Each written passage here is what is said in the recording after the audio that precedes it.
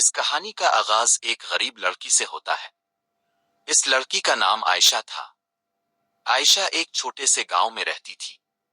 اس کا گھر کچی دیواروں سے بنا ہوا تھا۔ بارش ہوتی تو چھت ٹپکنے لگتی تھی۔ عائشہ کے والد ایک مزدور تھے۔ وہ دن بھر محنت کرتے تھے، لیکن کمائی بہت تھوڑی ہوتی تھی۔ عائشہ کی ماں بیماری کا شکار تھی۔ گھر میں اکثر فاقے رہتے تھے۔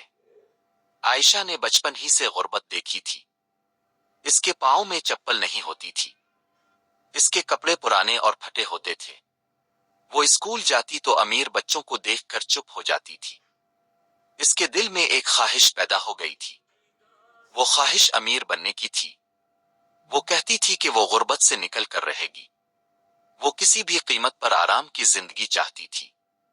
وقت گزرتا گیا۔ عائشہ جوان ہو گئی۔ اس کی آنکھوں میں خواب تھے، لیکن خوابوں میں صبر نہیں تھا۔ اس کے دل میں شکر نہیں تھا۔ ایک دن شہر سے ایک آدمی گاؤں آیا۔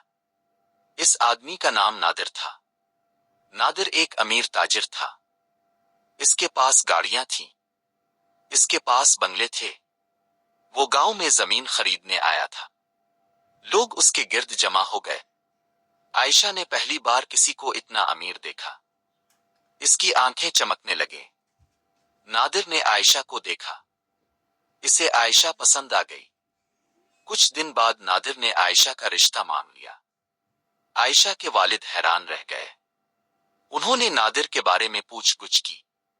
لوگوں نے بتایا کہ نادر کا کردار اچھا نہیں۔ وہ عورتوں کو عزت نہیں دیتا۔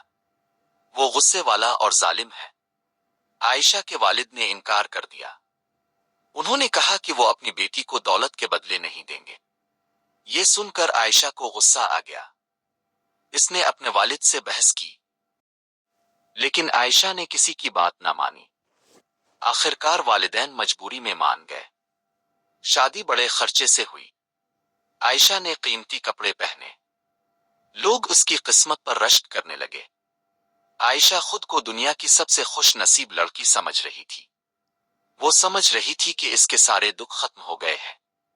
شادی کے بعد عائشہ شہر کے بڑے گھر میں آ گئی۔ شروع کے دن بہت اچھے تھے۔ نوکر تھے، گاڑیاں تھیں، ہر سہولت موجود تھی۔ لیکن جلد ہی سب بدل گیا۔ نادر کا اصل چہرہ سامنے آ گیا۔ عائشہ کو ڈانٹتا تھا۔ وہ اسے ذلیل کرتا تھا۔ وہ کہتا تھا کہ اس نے پیسے دے کر عائشہ کو خریدا ہے۔ ایک دن اس نے عائشہ پر ہاتھ اٹھایا۔ یہ عائشہ کی زندگی کا پہلا تھپڑ تھا۔ عائشہ ساکت رہ گئی۔ اس دن اسے اپنی غلطی کا احساس ہوا، لیکن اب بہت دیر ہو چکی تھی۔ نادر اسے میکے جانے کی اجازت نہیں دیتا تھا۔ وہ اسے گھر میں قید رکھتا تھا۔ وہ خرچ کے پیسے بھی گن کر دیتا تھا۔ عائشہ اندر سے ٹوٹنے لگی۔ اس کی ہنسی ختم ہو گئی۔ اس کی آنکھوں کی چمک بجھ گئی۔ کچھ عرصے بعد نادر نے دوسری شادی کر لی۔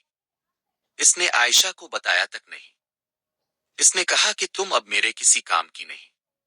یہ سن کر عائشہ بیمار رہنے لگی۔ اس کا جسم کمزور ہو گیا، لیکن نادر نے علاج نہ کروایا۔ ایک دن نادر نے عائشہ کو گھر سے نکال دیا۔ اس کے پاس نہ پیسے تھے، نہ کوئی سہارا تھا۔ عائشہ در در کی ٹھوکریں کھانے لگی۔ آخر وہ اپنے والدین کے پاس پہنچی۔ ماں نے اسے گلے لگا لیا۔ والد کی آنکھوں میں آنسو تھے۔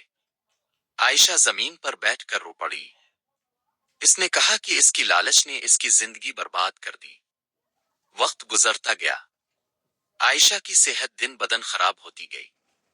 اس کا دل ہمیشہ پچھتاوے سے بھرا رہا۔ آخر ایک دن وہ بیماری سے مر گئی۔ وہ خاموشی سے دنیا سے چلی گئی، لیکن اس کی کہانی زندہ رہ گئی۔